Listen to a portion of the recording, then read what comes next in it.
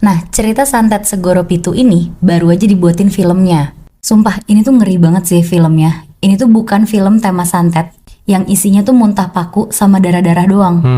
Tapi lo disajiin sama banyak banget penampakan makhluk halus yang bikin lo merinding banget pokoknya. Dan yang bikin gue gak nyangka, selain kengerian hantu-hantunya, ini buat lo yang suka gore, ini gore-nya dapet banget sih filmnya. Nah, film Santet Segoro Pitu tayang di bioskop tanggal 7 November 2024. Kalian berdua harus nonton deh. Oke. Oh iya, dan satu lagi sih, gue gak bakal ngasih tau kalian